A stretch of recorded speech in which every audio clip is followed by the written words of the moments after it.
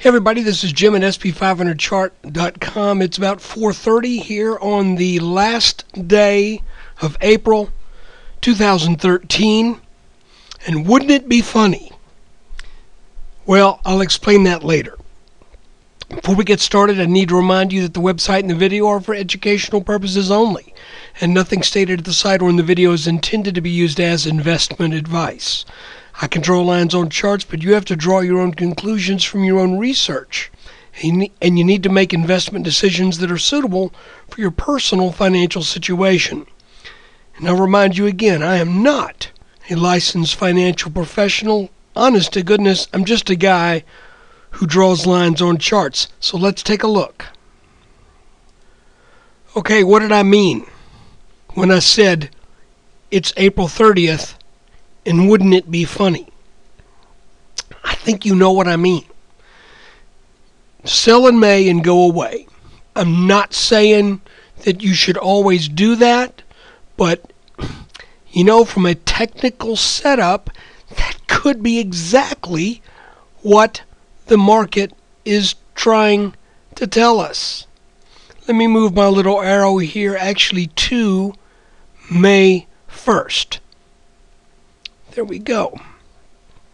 The reason I say that is this. We're starting to see now, along with this rally, the potential for what appears to be some rounding over of the past week or week and a half. Starting with a nice rally off of the 1539, roughly, we'll call it 1540. Nice rally off of these levels, and look at that, just starting to make a bowl shape. Now, I want to mention something that I don't know that I've ever talked about before, but this comes straight from Edwards and McGee's technical analysis of stock trends, and there's going to be a caveat to begin with, because I always want to present as clear a picture as possible without it being overly colored by my particular outlook. So, first off, double tops really aren't that rare. Aren't that common. They're fairly rare. And typically, a double top is a large, really large formation that has months in between the tops rather than days or weeks. But that doesn't mean that's always the case. That's just the major tops. And we're talking about major tops typically have months between the peaks. Now, I've noticed that when we have the opportunity to look at a 30-minute chart, which, by the way, was something that John McGee probably, when he wrote the first edition of Technical Analysis of Stock Trends, people had to do stock charts by hand. If you buy that book, you'll see that the first edition, all of the charts that are in there are done with graph paper and pencil. So this guy did it the hard way. But he mentioned something about double tops that is intriguing to me. He said that it's not unusual for the second peak in a double top or for the second trough in a double bottom to get a little higher or a little lower, whether it's a top or a bottom, and it's not unusual for that top or bottom to be of a more rounded shape. Now I want to talk about that just for a second, and then we'll talk about specifically what happened today. The idea is this, that your first peak is just a reaction.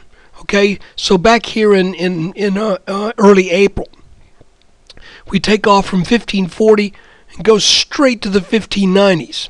And it's as if people just all of a sudden say, what the heck? Man, that was a nice move. Let's get out. Boom. So they get out. Come back down to support. The market starts to come back. And then slowly it begins to approach that. And why would that take longer? Well, because people are very aware in their minds of this level right here. So therefore, as we approach it, there's more selling, there's more little dips that happen along the way. And if we turn over, there will probably be a little bit more of a loss of direction before the selling really picks up steam, if this is indeed a double top. But I just thought I wanted to share that with you.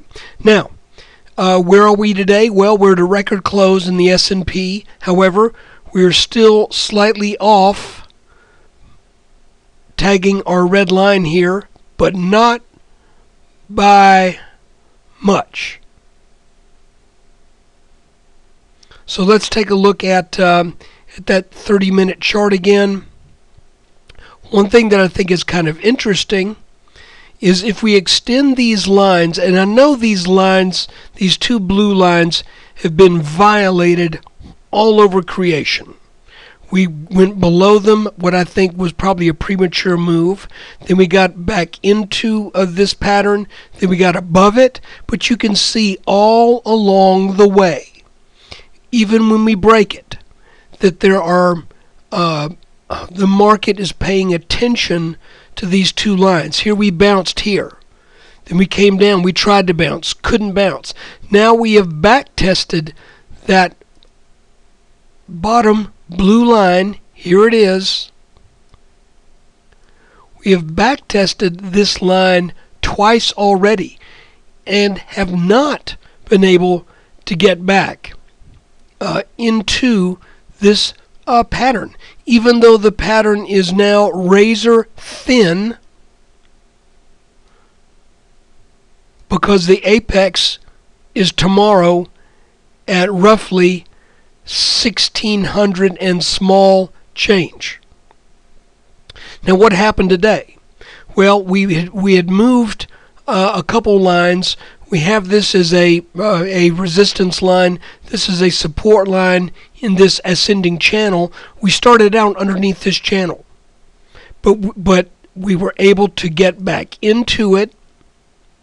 You could see right here, we're able to get back into that channel, and we're able to come up to the same level that we were at yesterday's highs, and we closed just a fraction over the intraday high from yesterday.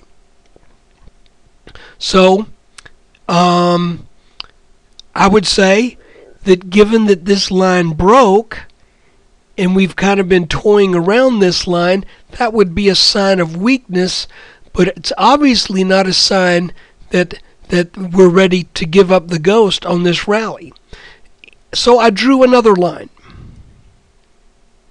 And remember, when you round over, sometimes you end up with a series of trend lines that just kind of keep turning a little bit clockwise. So here's one. Here's now another one.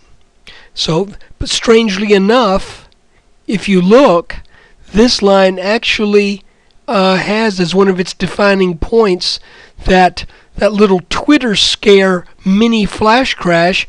Interestingly enough, lines up with the next two bottoms.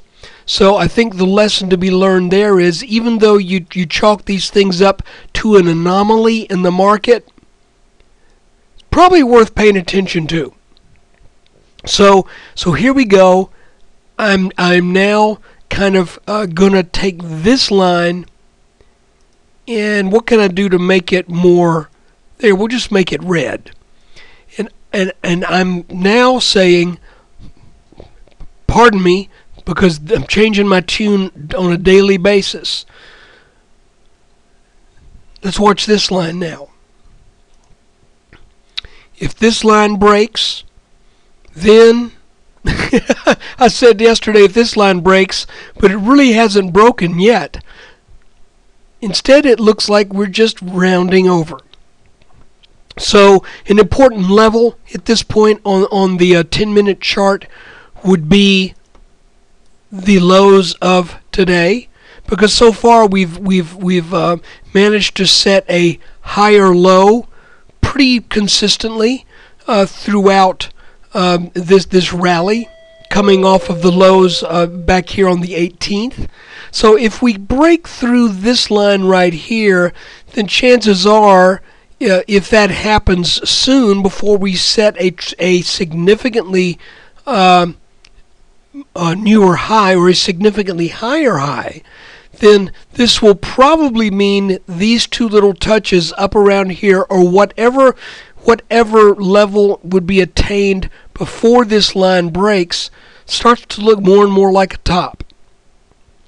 So guys, that's about all I can really say. Clearly, the markets are not wanting to turn over too much at this point, but you and I know that at some point in time, there's going to be a serious sell-off, and the fact that we have now extended this rally 1, 2, 3, 4, 5, now starting the 6th month, which would make it as long as this really long rally that took place from October until the, quote, end of April 2012. Here we have one that started in mid-November, and here we find ourselves in going into May 1st, 2013. Will the old adage be true? Will we suffer a serious downturn in the month of May? My gut feeling says yes. But we still have to follow the charts, and for now, this line is a part of that process. So let's keep our eyes on this. Stay tuned in. Let's see what happens. This is certainly getting interesting. I would say at this point, if you're long, enjoy it. Watch this line. If you're short, I'd be careful. So I would say probably the best course of action. I'm still thinking we're going to tag this apex area, and if we do that, I think that might be a spot to start a short position in an ETF. But still, you know, maybe use me as a contrary indicator. I am not that anxious to fight the market even here. I want to see some more signs of weakness. So guys, take that for what it's worth. Thanks for watching. Thanks for your support. And let's see what May has in store.